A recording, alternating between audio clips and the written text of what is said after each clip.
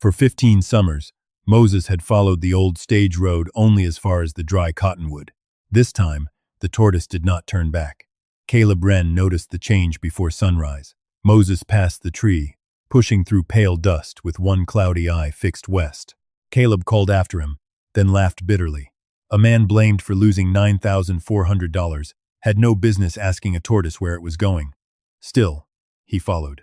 15 years earlier, a payroll coach had vanished between the Cinder Flats mines and the Territorial Bank. Caleb, its armed guard, was found unconscious beside the main road, with no money, no driver, and no memory of the missing hours.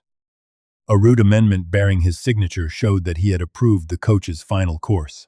The town never needed another explanation. Moses passed the shade he usually sought, though his steps shortened and his breathing grew shallow. Twice Caleb lifted him from deep wagon ruts, and twice the old animal turned west again. By afternoon, they reached a stretch of desert absent from every county map. Moses stopped beside a stone almost buried in sand. Caleb cleared the surface until a damaged marking emerged beneath deliberate chisel cuts. Mile 77. He remembered the number. It belonged to an abandoned mine spur removed from the official route 1 week before the payroll coach disappeared.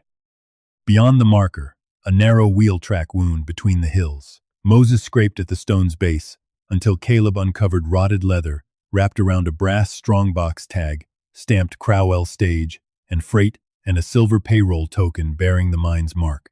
Then Caleb saw a fresh boot print pressed into the old track. On the ridge above, a mounted figure watched for a moment before turning away. Moses had not wandered off the road. He had found the road someone erased, and the secret someone was still guarding. Caleb remained beside the marker until the ridge was empty. The rider had vanished north, but dust still hung over the rocks. Whoever had watched him knew the country well enough to leave without crossing open ground. Moses rested against Caleb's boot, his mouth opened slightly. The old tortoise had spent nearly 10 hours under the desert sun. Caleb poured water into his palm and held it low. Moses drank twice, then withdrew his head beneath the weathered rim of his shell. That is enough for one day.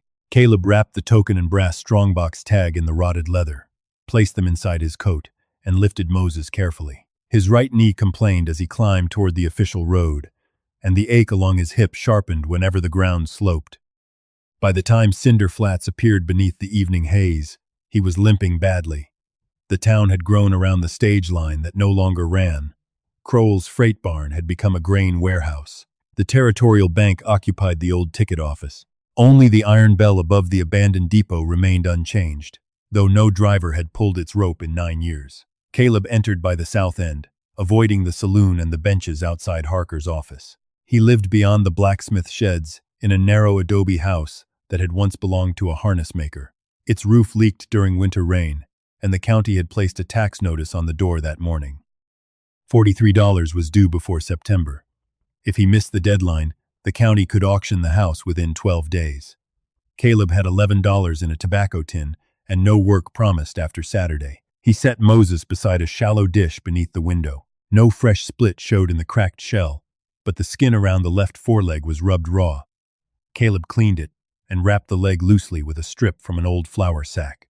Anna had taught him how, after finding Moses 15 years earlier near a collapsed water trough, his shell broken by a wagon wheel, she kept him in a peach crate until he moved again.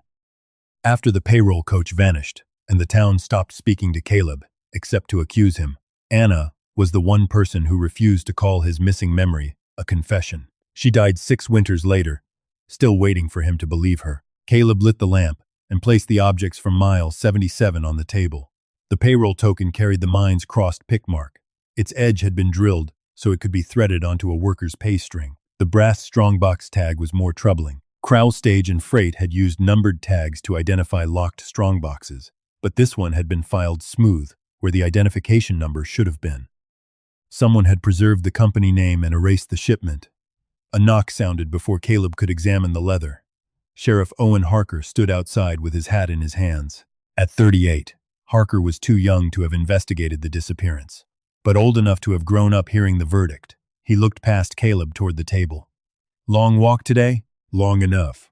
Silas Kroll says one of his riders saw you beyond the western cut." Caleb kept his hand on the door. "Crowell still owns riders?" "He owns cattle now. A man can ride for more than one reason." Harker's voice remained mild, but his eyes returned to the table. Caleb shifted to block the view. "You find anything out there?" the sheriff asked. A sore knee. Harker studied him. "That country is unstable. Old mine openings, washed-out grades. Crowell asked me to remind you that wandering onto leased land could be treated as trespass." "Did he say which land?" "He said you would know." That frightened Caleb more than the rider. Harker put on his hat. Before leaving, he glanced down at Moses. "Town says you followed that creature halfway to the mountains. The town has always preferred a simple story." The sheriff's face tightened. Simple stories keep men from opening graves they cannot close. After his footsteps faded, Caleb locked the door and returned to the table. When he turned, the lamplight caught Anna's canvas satchel hanging untouched beneath the wall peg. He took it down and found sewing needles, 2 faded receipts, a broken pencil, and a folded stage map he had never seen. The official road was drawn in black. A second line, faint and brown with age, split west beyond the dry cottonwood.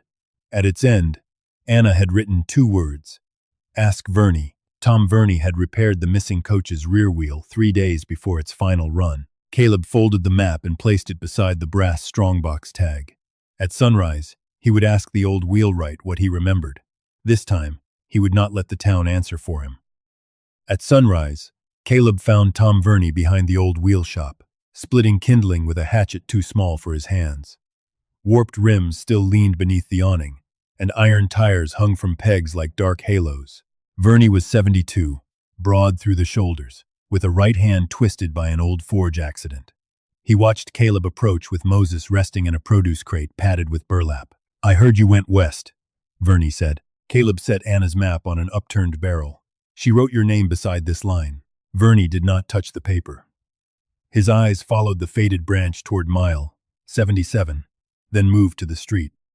"Anna asked too many questions after the coach went missing. She believed you knew something about its rear wheel. I knew every wheel Crowell owned." Caleb placed the brass strongbox tag beside the map. Verney's hatchet stopped moving. He examined the filed edge, without lifting it, then asked where Caleb had found it. Caleb named the western ridge, but not the marker. 3 days before the payroll run, Verney said. The coach came in with a cracked left rear hub. Crowell's foreman wanted a standard replacement, but Verney had no seasoned ash of the right diameter. He repaired the hub with 2 iron butterfly straps and fitted the wheel with an uneven tire joint. The repair left a recognizable pattern. The left rear wheel pressed deeper at the joint every full turn, making a second notch behind the ordinary rut. "Like a limp," Caleb said, "like a man favoring one leg." The description stirred a memory of a steady knock beneath the coach, then a change in rhythm after sunset. He remembered reaching down once to test the floorboards with his boot, while the driver cursed the grade. After that came a bitter taste at the back of his tongue and a blank wall where the night should have been. Caleb could not place where the rhythm changed. When he tried, pressure gathered behind his eyes. Verney opened the shop and returned with a ledger wrapped in sailcloth. The payroll coach entry listed the repair, the date, and a charge of $6.40. Beside it, Verney had drawn 2 short lines. Crowell had refused a new wheel, so Verney marked the defect in case the repair failed and someone blamed him. Below the charge was another notation. "West spur test 4 miles. You tested the wheel on the mile 77 spur?" Caleb asked. "I tested it on a hard grade. That was the nearest one. The county says the spur was abandoned before the payroll run. It was closed to public traffic. Crowell's coaches still used it when the North Road flooded or when a load needed privacy." A wagon rattled past. Its driver recognized Caleb and turned away.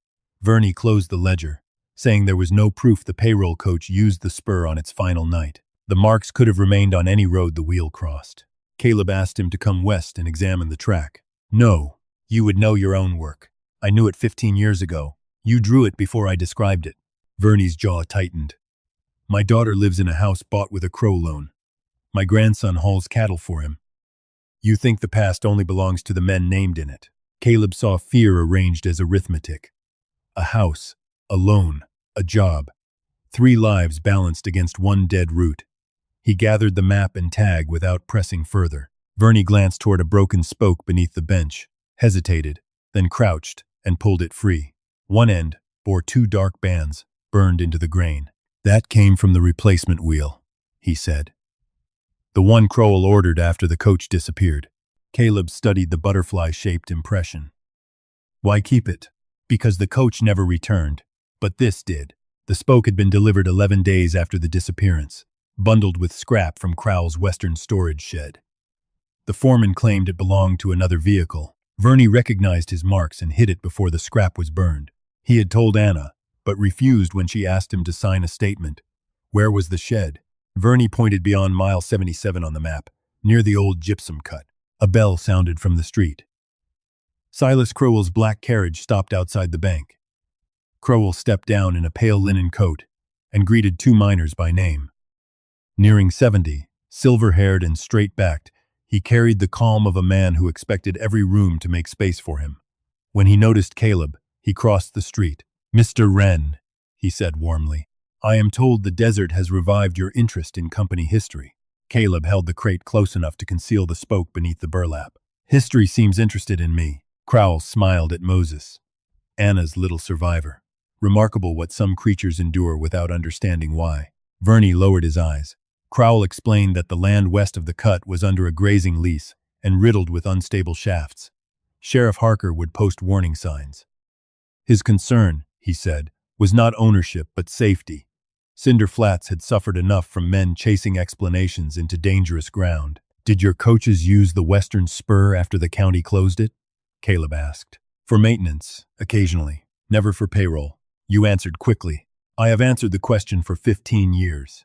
His tone remained courteous, but the warmth left his eyes. Crowell offered Caleb $30 for Anna's maps and any company objects found on leased ground, calling it fair payment for materials that might otherwise be considered stolen property.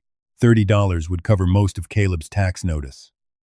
For several seconds, Caleb felt the weight of his leaking roof and the $11 in his tobacco tin. Moses pushed against the burlap and exposed the spoke. Crowell recognized the burned bands. His gaze moved to Verney, then back to Caleb. "Old timber invites old conclusions," he said. "Neither is dependable." He returned to his carriage without repeating the offer. Verney locked the shop and handed Caleb an iron gauge used to measure wheel width. "Bring me a rubbing of the track," he said. "Not a story. Measurements." By mid-morning, Caleb was west of town again, carrying Moses beneath a canvas shade tied over the crate. He stopped twice to water him, and once when the wrapped leg began dragging. Near mile 77, the fresh boot print was partly blurred by wind. The forgotten track was harder to see in daylight. Caleb followed its depression toward the hills, measuring wherever stone had protected the ruts. Most marks were too eroded to matter. Beneath an overhang of red rock, however, he found a section hardened by mineral runoff. The right rut ran smooth. The left held a deep impression, followed by a smaller notch, 8 feet farther on. Caleb made a charcoal rubbing and compared the spacing with Verney's gauge. The iron ends settled exactly into the ruts. Moses climbed from the crate and moved toward the wall. Caleb let him go only a few yards. The tortoise stopped beside brittle brush, where a rusted fragment protruded from the soil. Caleb cleared it and found a butterfly strap identical to Verney's drawing. The wheel had not merely crossed the western spur during a test. One of its repair straps had broken there under load. The iron was bent outward, not flattened by years beneath wagon traffic, suggesting someone had pried it loose and thrown it aside after the coach stopped. Beyond the overhang, the track bent south toward the gypsum cut. Fresh hoofprints followed the same direction. For 15 years, the official road had been the foundation of every accusation against Caleb. By noon, he had proof the payroll coach had left it. The hoofprints led Caleb south until the red hills narrowed around the gypsum cut. Wind had combed most of the old road flat, but the newer tracks remained sharp where moisture held beneath the crust. One horse, shod recently. The rider had come from Cinder Flats, stopped near the overhang, and continued toward the abandoned cut. Caleb carried Moses in the shaded crate. The tortoise had withdrawn into his shell after leaving mile 77, and dust had worked into the rubbed skin around his bandaged leg. Caleb stopped beneath every shelf of rock, giving him water before moving again. The gypsum works had closed 18 years earlier. Only a loading platform and 3 stone piers remained beside a pale scar in the hillside. According to the county story, Crowell's western storage shed had stood there until lightning burned it. Caleb found no charcoal beneath the piers, only square-headed nails, fragments of whitewash, and a rusted cargo hinge. The hoofprints ended beside the northern pier. Someone had knelt there recently. Loose soil lay darker than the surrounding ground, and a flat stone had been replaced upside down. Caleb lifted it with his knife. Beneath it was an empty cavity lined with oilcloth fibers. Whatever had been hidden there was gone. Moses stirred when Caleb opened the crate. He moved toward the southern pier, his injured leg dragging after every third step, and stopped over a narrow groove filled with plaster dust. Caleb cleared it carefully. The groove was the impression of a wooden rail, one of two parallel channels running beneath the old floor toward the loading platform. A heavy object had once been rolled from a coach into the shed without being lifted. He measured the distance between the channels, 22 inches. A payroll strongbox from Crowell Stage had been 22 inches wide. No box or ledger remained, only a brass screw and a crescent of dark wood. At the edge of the platform, Caleb found two shallow dents in the stone, spaced like the feet of a box set down hard.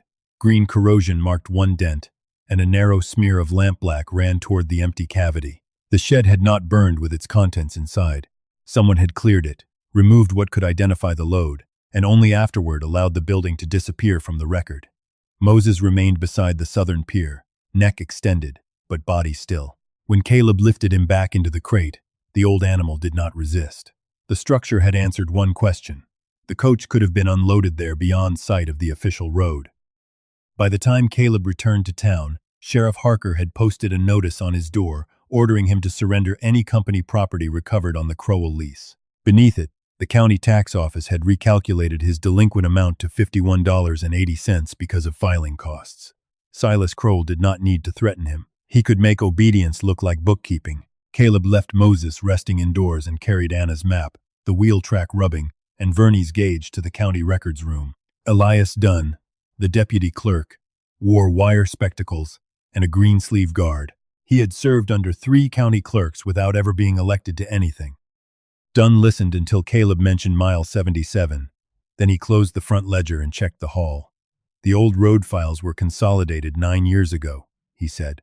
I need the amendment with my signature. Dunn hesitated, then unlocked a flat cabinet. The document lay in a packet labeled Crowell Freight Western Routes. It was dated August 14, 15 years early, 7 days before the payroll coach vanished. It stated that Caleb Wren, acting as senior guard, approved the removal of the Western Spur from all payroll schedules because of subsidence near the gypsum cut. Caleb stared at the signature. It was his. The long downward stroke in the W, the cramped R, even the small break caused by the old injury to his thumb, none of it looked copied. You see why no one reopened the matter, Dunn said. I never approved this. You may not remember approving it. The words were not cruel. That made them worse. Attached to the amendment was a witness line signed by Martin Peel, Crowell's route clerk. A second page recorded that Caleb received $4 for an inspection ride on the spur. That receipt carried another version of his signature. A memory returned, Martin Peel placing papers beside a freight ledger, while Caleb ate supper in the depot kitchen. A lamp smoked above them. Peel tapped a blank line and said the company needed signatures before the inspector left at dawn. Caleb remembered signing something. He could not remember what stood above his name. So the lie was placed above a real signature, Caleb said. That is a claim, not proof. Where is the original? Dunn checked the packet index. A blue pencil notation read Original Return to Carrier, followed by the initials MP.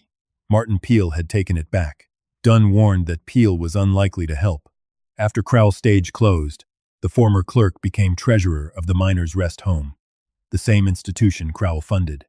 He lived above its kitchen and controlled the donation ledgers. Before Caleb could ask more, Sheriff Harker entered with Silas Crowell and 3 members of the County Road Committee. Crowell carried a leather folio and greeted Dunn as though the meeting had been arranged long before Caleb arrived. We are reviewing access liabilities west of town, Crowell said. Mr. Wren appears to have made the matter timely. Harker requested the brass strongbox tag and any other company objects in Caleb's possession. Caleb refused. The sheriff explained that refusal could support a complaint for theft or unlawful removal from leased land. Dunn kept his attention on the packet. The marker may be on county right-of-way. Crowell's gaze shifted to him. A vanished road has no right-of-way. Roads do not vanish because maps are redrawn. Dunn had not accused anyone, but he had stepped beyond the safety of clerical language. Crowell opened his folio and produced a survey copy showing the western spur ending 4 miles before the gypsum cut. Its certification bore the county seal and Martin Peel's witness mark. According to the map, mile 77 had never connected to the storage shed. Caleb laid Verney's gauge and the charcoal rubbing on the counter. The payroll coach did. Crowell examined the repeated notch without touching it. A rut is not a date. An iron strap is not a coach. You are building 15 years of guilt around objects no court could place. He was right about that much. Caleb had a route, a wheel pattern, and a building capable of receiving a strongbox. None proved who ordered the turn. Then Dunn noticed a line at the bottom of the survey copy. The map had been certified at 8:20 on the morning of August 14. Caleb's amendment stated that his inspection ended at 9:10 that same morning. 50 minutes later, a map could not legally close a road because of an inspection that had not yet occurred. Crowell reached for the copy, but Dunn placed his hand over it. This stays with the county. Harker looked from the timestamps to Caleb. Doubt weakened the certainty in his face. Clerical times are often entered later, Crowell said. Then Martin Peel can explain which one is wrong, Caleb replied. Outside, a crowd had gathered around the courthouse steps. Crowell's men were already telling people Caleb had stolen company property and disturbed an unsafe site. Someone called him a payroll thief. Another asked whether the tortoise would testify. Caleb crossed the square without answering. At the miners' rest home, a white notice hung on the door. Martin Peel has departed for Santa Lucia. Return unknown. The ink was fresh. Through a side window, Caleb saw an overturned chair and a cold cup of coffee on the treasurer's desk. Peel had not planned a journey. Someone had learned Caleb was coming. The notice on the miners' rest home door had been written by someone who wanted Martin Peel's absence to look ordinary. Caleb saw that before he entered. Peel formed his capital R with a long backward hook in the county files. The R in Return Unknown was square and stiff. Inside, the dining room smelled of boiled beans and lye soap. 6 retired miners sat beneath a framed portrait of Silas Crowell presenting the home's first donation. None looked at Caleb for long. The matron, Mrs. Dace, said Peel had taken the 6-10 coach to Santa Lucia, though she had not seen him board it. His room had already been cleared by 2 men from Crowell's cattle office, who claimed the treasurer carried confidential donation records. Caleb climbed the rear stairs. Peel's door stood open.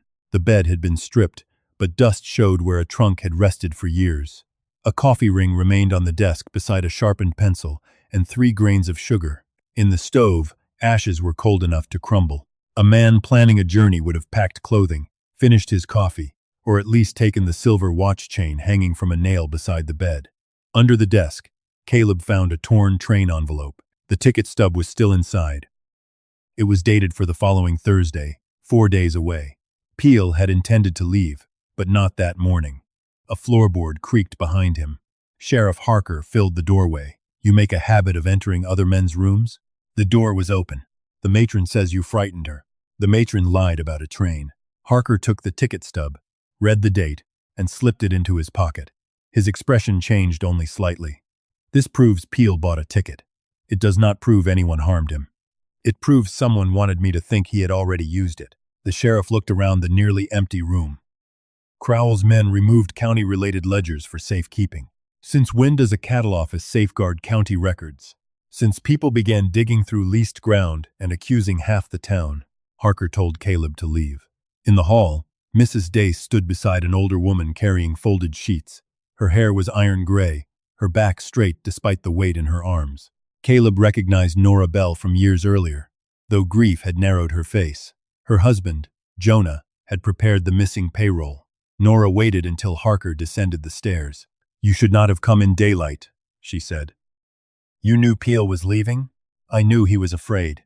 She carried the linen outside and made Caleb follow her to a wash shed behind the home. A steam kettle hissed over a brick stove.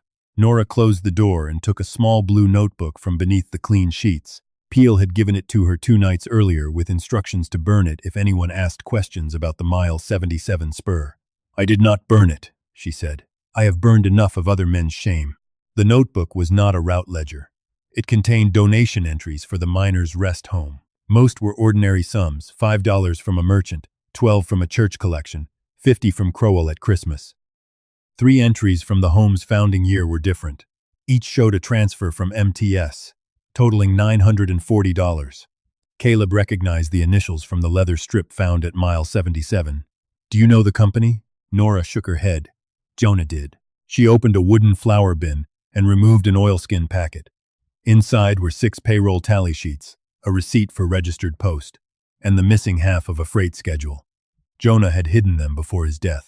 Nora had kept them for 14 years without understanding which truth they proved and which disgrace they confirmed. On the top tally, 23 miners were listed, with wages due from $38 to $612.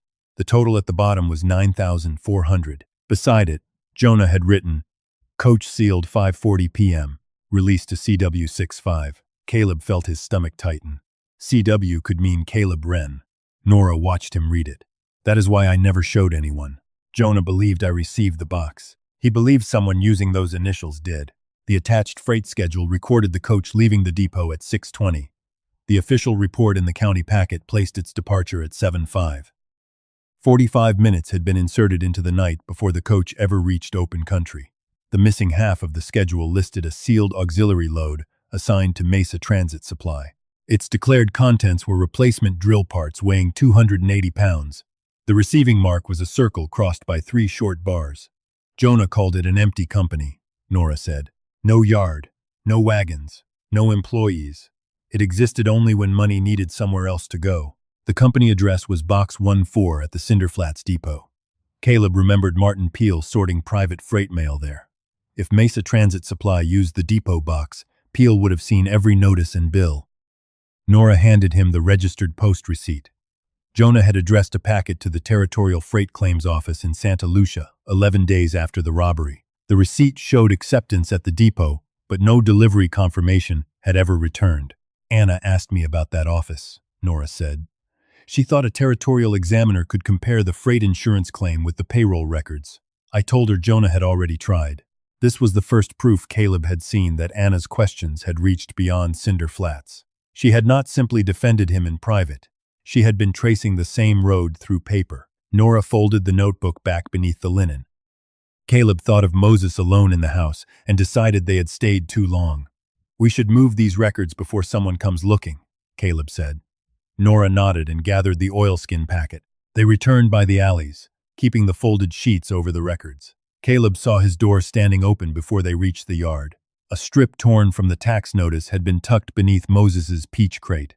4 words were written on the back. "Bring the token tonight." Moses remained inside the crate, frightened, but unharmed. Nora looked from him to the open drawers. "They searched your house." The lock had been forced without splintering the frame. Drawers stood open, Anna's satchel lay emptied across the floor, and the tobacco tin containing his $11 was gone. The payroll token and brass strongbox tag remained hidden inside a loose adobe brick, but Verney's wheel gauge had been taken. Sheriff Harker arrived before Caleb could examine the footprints. He denied authorizing a search and appeared genuinely angered by the broken lock. Yet when Caleb showed him the threat, Harker asked for the token again. "For evidence," the sheriff said. "For Crowell? For your own protection. Whoever entered this house believes you have something worth taking." Caleb refused. Harker warned that the county judge could issue an order by morning. Before leaving, he noticed Moses's weakened leg and advised Caleb not to drag the animal into the desert again.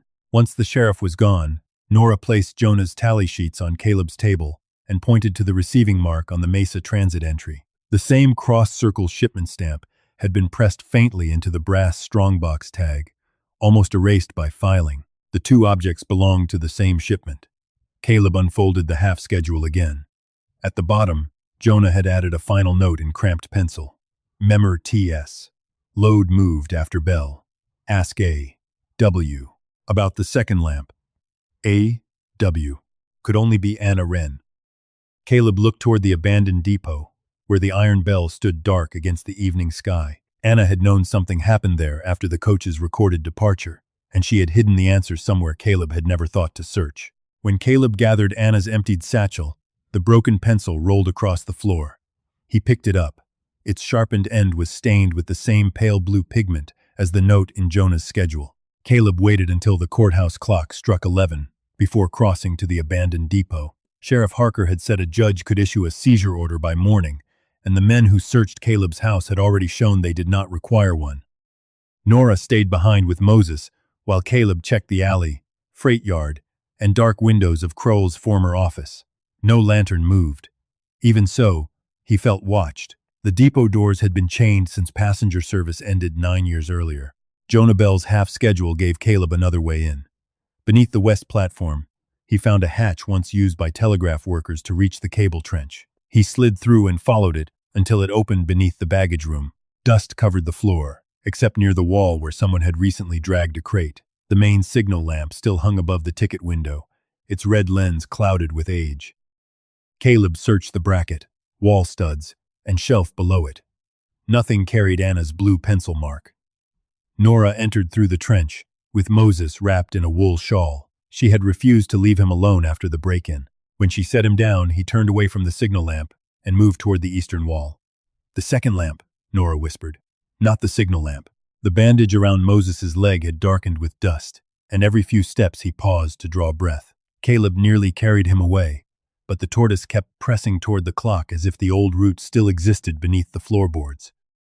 Before the stage company expanded, the depot had used 2 freight lamps, one above the loading door and a smaller one beneath the station clock, lit only when sealed cargo arrived after hours. The clock had stopped at 6:47. Its lower housing was empty, but Moses pressed his shell against the base and scraped with his unbandaged foot. Caleb removed 2 screws from a brass plate. Behind it, wrapped in waxed cloth, was a carpenter's pencil stained blue and a folded note addressed in Anna's hand. The sight of her writing weakened his knees. He sat before opening it. "Caleb, if you are reading this, I failed to get the packet beyond Cinder Flats. Do not let them tell you your silence was guilt. You were ill before the coach left. I watched Peel bring you coffee, and I saw you sign 3 blank inspection slips because Crowell said the territorial auditor was waiting. You trusted the company because it had fed us through 2 winters. That was your mistake. But it was not betrayal." Anna had followed Martin Peel from the depot the morning after the disappearance. He carried a satchel to the western loading shed, then returned without it. 2 nights later, she saw Crowell's bookkeeper open box 14 and remove Jonah's registered packet addressed to the Territorial Freight Claims Office. Anna copied the envelope number and sent a separate letter to an examiner named Josiah Reed through a cattle buyer traveling to Santa Lucia, but she never learned whether it arrived. Caleb read the passage twice. Anna had never asked whether he signed the route amendment. She had known how his signature was obtained. For years, he had remembered her defending him with the loyalty of a wife who could not accept the truth. He had never allowed himself to consider that she possessed facts. His shame had reduced her courage to pity. Nora crouched beside him. "There is more." At the bottom, Anna explained Jonah's initials. Release to CW did not mean Caleb Wren. In Jonah's shorthand, CW meant Crowell Westhouse, the shed near the gypsum cut. Jonah used locations, not names, in the release column. N.S. meant North Stable. D.Y. meant Depot Yard. C.W. appeared on earlier freight tallies, including shipments received while Caleb was hundreds of miles away. The accusation inside Caleb loosened, but relief came tangled with anger. One clerk could have explained the shorthand. One honest review of Jonah's sheets could have broken the town's certainty. Instead, the original ledger vanished. The copy stayed hidden, and Caleb spent half his life believing his own hand had condemned him. Moses pushed against the waxed cloth. Inside its final fold, Caleb found a sketch of the western road. Anna had marked shaded stones, a dry seep, and the remains of a mesquite fence. Beside the path she had written, "Moses knows the water stops." Anna had taken Moses west during the 6 years she investigated. What seemed like an animal repeating a meaningless summer habit was the remnant of journeys Caleb never knew they made together. Moses had not remembered a number or understood a crime. He remembered shade, water, stone, and the hands that carried him between them. That truth hurt differently. While Caleb sat inside his house waiting for memory to return, Anna had walked the road herself. The depot bell shifted overhead. Someone had entered the main hall. Nora extinguished their lamp. Through a crack in the door, Caleb saw Sheriff Harker and 2 men carrying a sealed county order. One was Crowell's ranch foreman. The other wore a deputy's badge Caleb had never seen. Harker called Caleb's name, and announced that Judge Vale had authorized seizure of all objects related to Kroll's stage and freight. The foreman tested the baggage room door, then moved toward the clock. Moses began scraping again. Caleb lifted him before the sound carried. Nora pointed to the cable trench, but the deputy had reached the platform hatch. Caleb searched Anna's note. Beside Jonah's envelope number, she had drawn the same 3-bar shipment mark pressed into the brass strongbox tag. Beneath it, Anna had written, "Second copy bell frame." The iron bell hung above the roof, accessible through a ladder in the telegraph office. Caleb led Nora upstairs, as the baggage room lock broke below.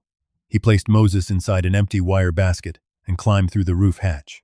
Wind struck across the depot ridge. The bell frame stood 12 feet above the shingles. Caleb's injured hip shook as he crossed the roof, and Nora steadied him until he reached the ladder.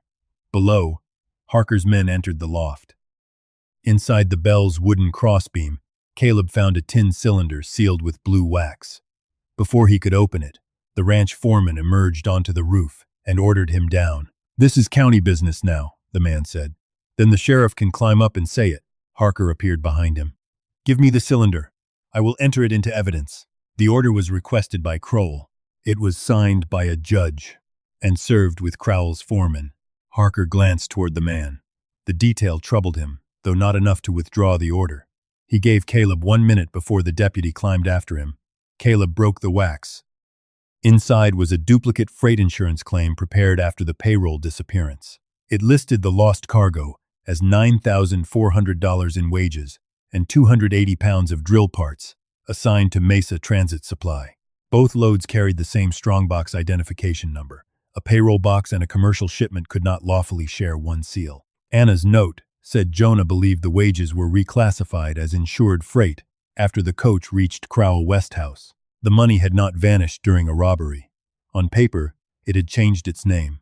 The final page was the returned outer envelope from Jonah Bell's registered packet. Across it, a depot clerk had stamped "address unknown," though Anna's directory showed the Territorial Freight Claims Office had occupied the same Santa Lucia address for 7 years. Martin Peel's initials appeared beneath the false return stamp. The deputy started up the ladder. Caleb slid the insurance claim inside his shirt and dropped the empty cylinder toward Harker.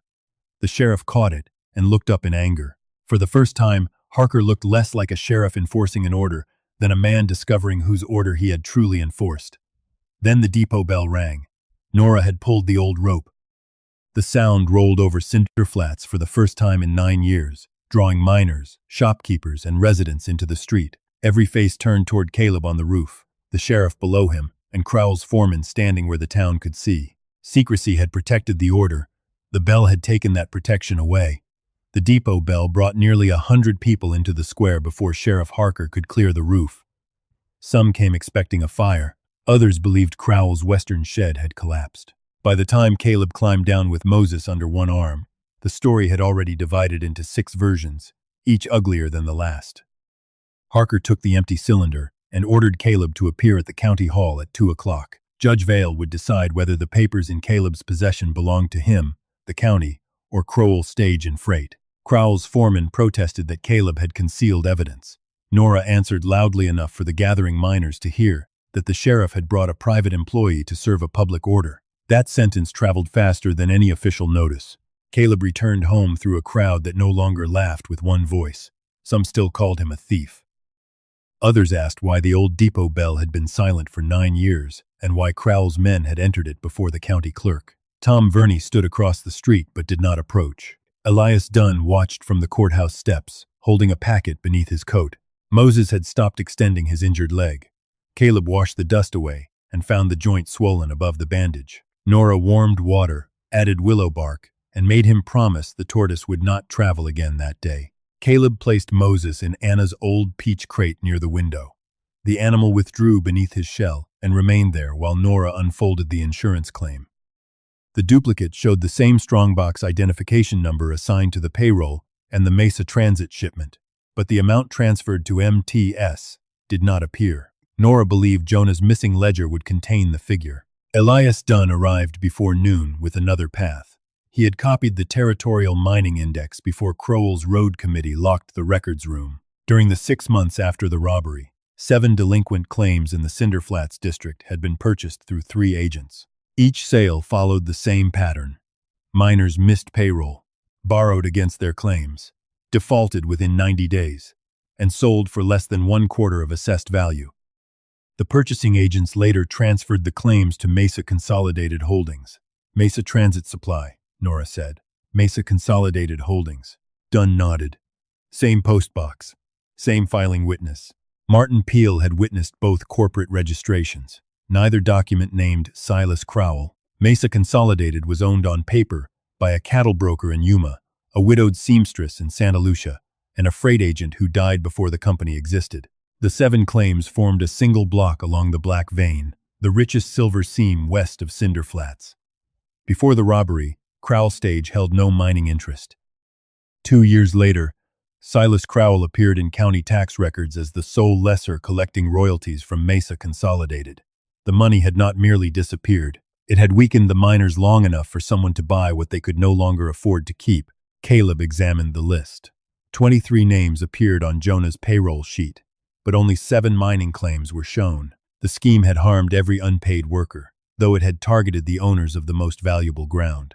One name stopped him: Abram Wren, Caleb's older brother.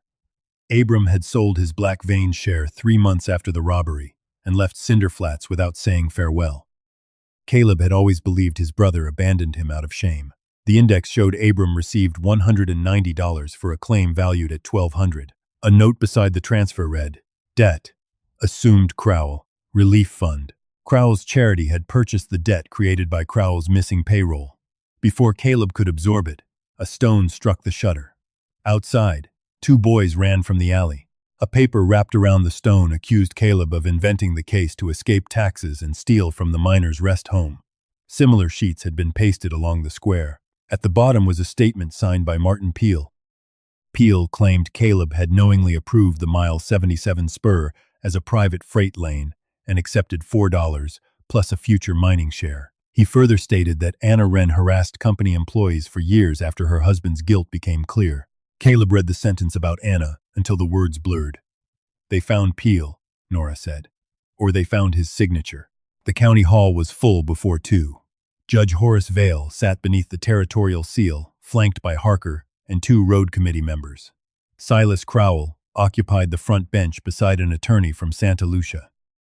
Behind them sat miners, widows, merchants, and residents of the rest home whose meals depended on Crowell's donations. Crowell's attorney argued that the insurance claim, brass strongbox tag, and payroll token were private company materials removed from leased property. He produced a clean route ledger showing the coach remained on the official road until Caleb ordered a western detour. The entry carried Caleb's signature, Martin Peel's initials, and a notation that the detour was made because Caleb reported armed men near the North Wash. The record explained almost everything the town believed: the altered route, Caleb's survival, and his missing hours. It was a better lie than the original because it included enough truth to feel complete. Judge Vale asked Caleb whether he had ever reported armed men. Caleb remembered mentioning 2 riders near the North Wash several days before the payroll run. Peel had written it down. The detail had been moved to another date and turned into justification for the detour. "I said there were riders," Caleb answered. "I never ordered the coach west." The attorney asked whether Caleb could prove which part of his memory was reliable. Laughter moved through the back benches, softer than before but still present. Elias Dunn submitted the conflicting timestamps and mining index. Crowell's attorney objected that copied records lacked certification. Judge Vale accepted them only as references and ordered Dunn to produce originals by the next hearing. Dunn explained that the road committee had restricted the cabinets. Vale instructed the committee to provide access, though he set no deadline. Crowell then stood without being called. He spoke of the rest home, repaired wells, winter flour, and 30 years of payrolls delivered safely. He admitted clerical mistakes might have occurred, but warned against turning grief into an accusation against every institution that kept Cinder Flats alive. "Mr. Wren deserves compassion," he said. Compassion, however, is not evidence. The room shifted toward him. Crowell knew how to make disbelief sound merciful. Nora rose from the rear bench with Jonah's tally sheets. She stated that the Mesa Transit shipment shared a strongbox identification number with the missing payroll, and that CW, meant Crowell Westhouse. The attorney asked whether Jonah Bell had ever been disciplined for irregular bookkeeping. Nora admitted he had. Jonah had been dismissed 6 weeks after the robbery for removing company pages without permission. The admission weakened her testimony exactly as she had feared. Judge Vale ordered all disputed objects deposited in the county safe until ownership could be determined. Caleb would retain copies, but surrender the originals. Harker promised a receipt. The decision was lawful, temporary, and dangerous. As the room emptied, a kitchen boy from the rest home pressed a folded scrap into Caleb's hand. It bore no signature. "Peel is in the old lime quarry. They make him write at night." Caleb showed it to Harker. The sheriff questioned the boy, who immediately denied giving Caleb anything. Crowell's attorney suggested another fabrication. Outside, thunderheads gathered over the western hills. The lime quarry lay 12 miles north, beyond a wash that flooded quickly in summer storms. Caleb looked toward home, where Moses could barely use one leg, then toward the darkening road. Nora understood the choice before he spoke. "You cannot take him." "I know." When Caleb reached his house, he spread Anna's map across the table. The old water stop north of mile 77 connected to a second penciled trail, climbing toward a place she had labeled Lime Quarry. The quarry was absent from the county map. Anna had drawn 2 ways in. Caleb saddled Nora's mare beneath a gunmetal sky. He intended to leave Moses in the peach crate, but Anna's note Moses knows, the water stops made the older route too uncertain without him. The wagon road crossed open ground and a flood wash. The second path followed shaded rock, 3 seep holes, and mesquite roots. Only Moses had traveled it often enough to remember. Nora wrapped him in canvas and settled him inside a saddlebag with his head exposed. "You carry him," she said. "He does not carry this journey." They left Cinder Flats as thunder rolled over the black vein. Caleb followed the points Anna had marked. At the first seep, Moses stretched toward a cleft hidden by rabbit brush, shortening the climb by nearly a mile. At the second, he refused to face north until Caleb noticed fresh horseshoe cuts descending toward the quarry. Crowell's men had passed less than an hour earlier. Moses's breathing became shallow before the third water stop. His swollen leg hung uselessly, and the skin beneath his shell felt hot. Caleb gave him the last clean water and considered turning back. The quarry lay 2 miles ahead. Behind them, rain had begun erasing the tracks. "I mistook waiting for caution once," Caleb told him. "I will not mistake cruelty for courage now." He placed Moses beneath a stone shelf with the canvas folded against the wind. Nora stayed beside him while Caleb approached the quarry on foot. The old works occupied a white basin carved into the hills. A kiln chimney leaned above 3 sheds and a loading crane. 2 horses stood near the office. Caleb recognized the rider from mile 77 when the man crossed between the sheds. Crowell's foreman, Wade Mercer. The false deputy from the depot followed him, carrying a leather case. Through a broken vent, Caleb heard Martin Peel reading a statement aloud. His voice shook as he declared that Caleb had ordered the Western Detour, received the payroll box, and later forced Anna to accuse innocent men. Mercer stopped him whenever a word differed from the page. Nora arrived, carrying Moses despite Caleb's instruction. "The wash is rising," she whispered. "We leave together, or not at all." Moses extended his neck toward the kiln's ash door. A draft moved through a gap beneath it, carrying lamp oil and old paper. Nora set him down. He dragged himself several feet and struck the metal with his shell. The sound drew the false deputy outside. Caleb disarmed him before he raised his revolver, but Mercer came from the office with a shotgun. He ordered Caleb to drop the weapon and called the quarry private property. Nora stepped into view, holding Peel's blue notebook above the ash pit. "If you fire," she said, "this goes into the chimney, and everyone will know you feared a donation book." Mercer hesitated. Peel pushed through the office door, one cheek bruised and a rope mark around his wrist. He seized the shotgun barrel and drove it upward as Caleb crossed the yard. The blast struck the loading crane. Caleb forced Mercer down but stopped before his fist fell again. For 15 years he had imagined the man responsible for his disgrace beneath his hands. Mercer was only an instrument. Beating him would satisfy the town's oldest story about Caleb and protect the people who wrote it. He bound both men with the rope used on Peel. Peel admitted he had not been brought to the quarry by force at first. Crowell promised to protect the rest home if he signed a statement. When Peel tried to change it, Mercer locked him inside and made him produce new copies. Shame, he said, had kept him obedient long before the rope. Caleb asked about Mesa Transit Supply. Peel looked toward the kiln. 15 years earlier, he registered MTS under 3 borrowed names, then prepared invoices showing the payroll strongbox as drill parts. Crowell ordered him to split the money across 9 drafts. 5 purchased overdue notes on black vein claims. 3 went to agents who acquired those claims after default. The last, $940, created the first public donation to the miners' rest home. Crowell had used stolen wages to purchase gratitude from the men whose families he impoverished. "Where is the ownership record?" Nora asked. Crowell kept no document with his name. "Then your word will die beside mine," Caleb said. Peel glanced at Moses, still pressed against the ash door. Anna had brought the tortoise there during her investigation, because Moses always stopped at the lower vent.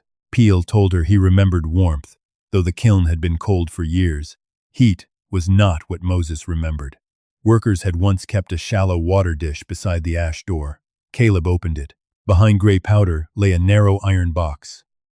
Peel had hidden it after Anna confronted him, intending to use it if Crowell abandoned him. Inside were the original MTS seal, a draft register, and 7 assignment slips, transferring the purchased mining notes to Crowell.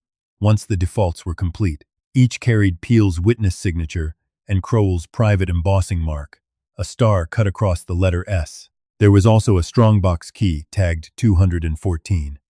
The insurance claim listed the same strongbox identification number. The truth now had a root, a method, a financial destination, and the signatures of the men who built it. Rain struck the quarry in hard silver lines. Water poured into the basin, cutting off the wagon road. Mercer laughed from the office floor. "You will never get that box through the wash."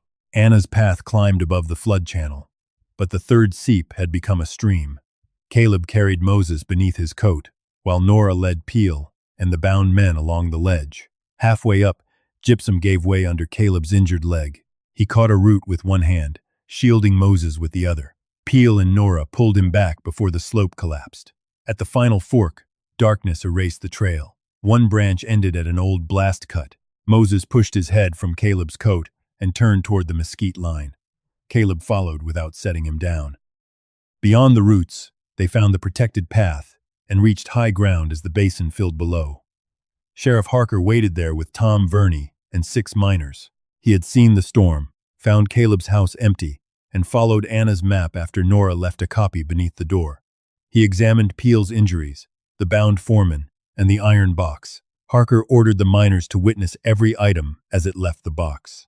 Dunn, who had ridden behind them, numbered the pages and wrapped the MTS seal in cloth before anyone could claim Caleb had altered it.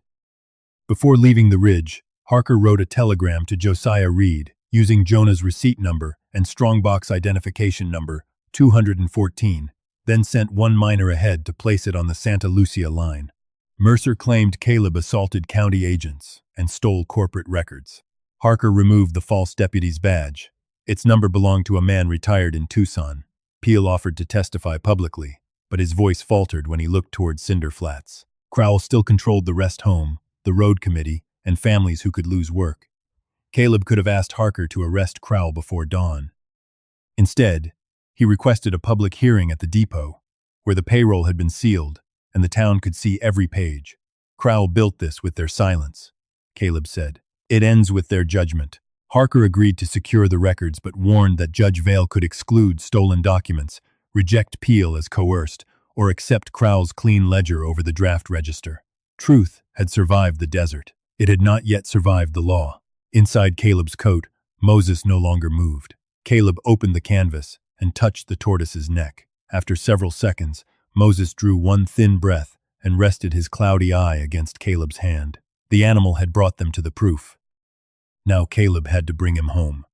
The hearing began the next afternoon beneath the depot clock. Harker had chosen the baggage hall because no room in the courthouse could hold the crowd. Miners stood along the walls, widows filled the benches, and residents of the rest home gathered beneath the old freight lamps. Moses rested in Anna's peach crate beside Caleb's chair, wrapped in canvas. His swollen leg had been splinted, and each breath lifted only the front edge of his shell. Judge Vale called the gathering an evidentiary hearing, not a trial. Crowell's attorney immediately objected to the location, the audience, and every paper recovered from the lime quarry.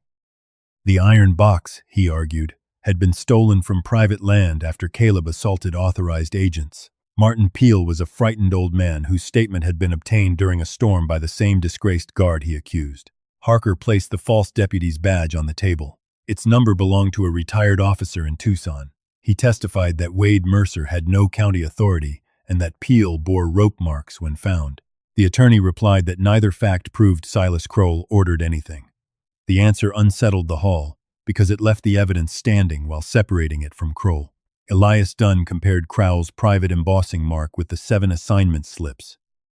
The star cut through the letter S matched tax leases, donation bonds, and documents Crowell had signed before the road committee. Crowell admitted the mark was his, but claimed Peel had misused forms embossed during the stage company's closing.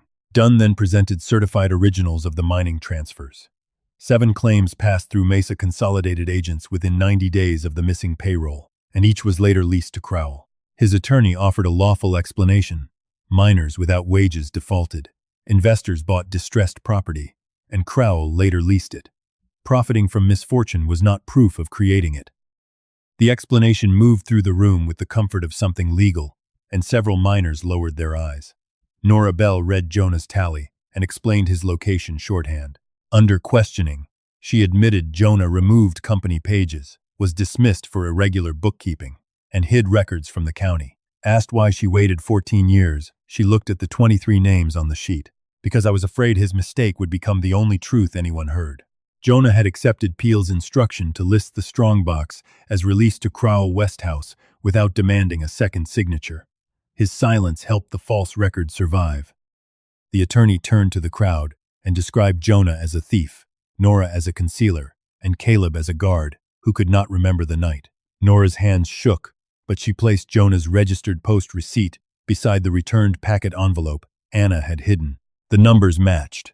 Jonah's evidence had never reached Santa Lucia, though Anna had separately written Reed by another route. Martin Peel walked slowly to the table and asked for water twice before taking the oath. Crowell watched him with disappointment rather than anger. Peel described the blank inspection slips, the false route amendment, and the 9 drafts created from the payroll money. He identified the MTS. Seal and strongbox key, 214. When asked who ordered the scheme, his voice failed. Crowell leaned forward. "Tell them whether I threatened you, Martin." The attorney reminded Peel that the rest home's deed, kitchen account, and winter coal contracts depended on Crowell's foundation. If Crowell's assets were frozen, 31 elderly miners could lose their beds. A murmur rose among the rest home residents. Crowell had turned charity into a shield made from the people he had harmed. Peel withdrew his direct accusation, saying instructions came through Mercer, and that he assumed Crowell approved them. The attorney asked the judge to strike every statement based on assumption. Caleb felt the room moving away from the truth. Anger would not strengthen the chain. He looked at Moses. The tortoise had opened his cloudy eye and pressed one foot against the crate. Caleb asked to present the evidence by sequence. Judge Vale allowed it. Tom Verney showed the repair ledger, butterfly drawing, charcoal rubbing, and iron strap from the erased spur. Dunn placed the route amendment beside the survey certified 50 minutes before the supposed inspection ended. Nora added the payroll tally, half schedule, and insurance claim showing one strongbox identification number assigned to both wages and drill parts. Peel identified the draft register. Dunn matched the drafts to mining notes, the notes to default purchases, and the assignments to Crowell's mark. Harker added the false badge, Mercer's detention of Peel, and the attempted removal of rest home records. No single object carried the case. Together, they formed a road. Crowell's attorney attacked the strongbox key. A number could be stamped onto any tag. Caleb placed the brass strongbox tag from mile 77 beside the insurance claim. Filing had nearly erased the identification number, but under angled lamplight, Dunn found the curve of a 2, the upright of a 1, and the diagonal of a 4, 214. Crowell demanded the tag be excluded because Caleb concealed it from lawful seizure. Judge Vale agreed the chain of custody was imperfect. Before he could rule, the depot door opened. A tall man in a rain-dark coat entered with a territorial marshal and 2 sealed cases. He introduced himself as Josiah Reed, senior examiner for the Territorial Freight Claims Office. Harker's telegram had reached Santa Lucia before midnight, and Reed had taken the night train. He did not bring salvation, He brought comparison records. The Territorial Archive showed Crowell Stage claimed reimbursement for payroll Strongbox 214, reporting it destroyed in an outlaw attack. A second file showed Mesa Transit Supply insured drill parts under the same Strongbox identification number on the same date. Both claims passed through an agent whose fees were paid from Kroll's personal account. Reed also produced the office mail register. Anna's direct letter had arrived, but the registered packet she referenced never did. Reed had preserved her allegation because it named Peel, Box 14, and the second freight lamp. Without Jonah's missing records, however, he had lacked grounds to reopen the claim. The documents on the table supplied them now. The outside records did not replace Caleb's chain. They locked its ends together. Crowell's composure broke. He accused Peel of embezzling the payroll and using old company forms for himself. Peel opened the draft register to its final page. A receipt showed Crowell's embossing seal returned to him 2 days after the robbery, with Mercer's initials acknowledging delivery. Mercer tried to leave through the freight door. Harker stopped him. Under questioning, Mercer admitted that Peel had mixed a measured dose of laudanum into Caleb's coffee at Crowell's order. When Caleb became unsteady, Mercer took his shotgun, left him beside the main road, and sent the coach down the mile 77 spur. The driver and payroll clerk had each accepted $200, false employment papers, and seats on an eastbound freight under assumed names. Reed's passenger register confirmed both aliases leaving the territory the following morning.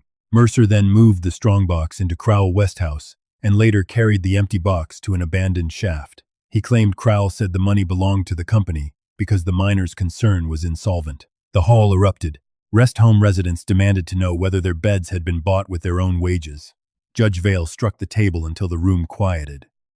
He ordered Crowell's accounts frozen, the mining leases placed under territorial review, and Crowell, Mercer, and Peel held pending formal charges. Peel was not spared, but Reed recorded his cooperation and coercion. Judge Vale placed the miners' rest home under temporary county trusteeship and protected its kitchen and coal accounts so the residents would not pay for Kroll's crimes twice. Harker surrendered the earlier seizure order for review, while Dunn inventoried every disputed page in public view. The workers or their heirs would not receive instant restoration. Some claims had changed hands more than once, and several families could not be found. Justice arrived as an investigation, not a bag of returned coins. Yet before sunset, the county entered an official finding that Caleb Wren had not authorized the western detour and had not received the payroll strongbox. 15 years of certainty were corrected in one sentence. The town did not cheer. Too many had laughed, profited, remained silent, or accepted charity without asking its cost. One by one, they passed Caleb's table. Verney signed his statement. Nora wrote Jonah's full name beneath the tally. Harker returned the payroll token, instead of placing it in the county safe. Kroll was led past the peach crate. Moses did not move toward him. The tortoise rested with his head against the canvas, as if the man had never mattered. 3 weeks later, Caleb took Moses back to mile 77 in a wagon driven by Nora. Reed had hired Caleb for 6 weeks to identify old freight routes, and his first pay had cleared the tax notice before the auction date. The territorial office had also found an address for Abram Wren at a rail camp in Nevada. Caleb's letter and the county finding were already on their way. Rain had settled the dust, and the erased track appeared as a pale line between the hills. Moses was stronger but could not use his left foreleg. Caleb carried him to the marker and placed him beneath a cottonwood branch Nora had tied above the stone for shade. The county had restored the marker. Its new face named the Crowell Western Spur and the 23 workers whose wages had been taken. Beneath them, a smaller line honored Anna Wren and Jonah Bell for preserving the record. Caleb brought Anna's letter but did not read it again. He knew the words. He laid the silver payroll token at the marker, then placed it back in his pocket. It was not an offering to the past. It belonged to the life that remained. Moses turned his cloudy eye toward the western hills. Caleb sat beside him until evening cooled the stones. "I thought you were asking me to remember," he said. "You were asking me to listen." The tortoise rested his head against Caleb's boot. Far behind them, Cinder Flats was reopening its records and tracing lost families. Ahead, the old road continued between the hills, no longer hidden and no longer owned by the men who erased it. Caleb did not need to follow it farther. For the first time in 15 years, he knew the way home.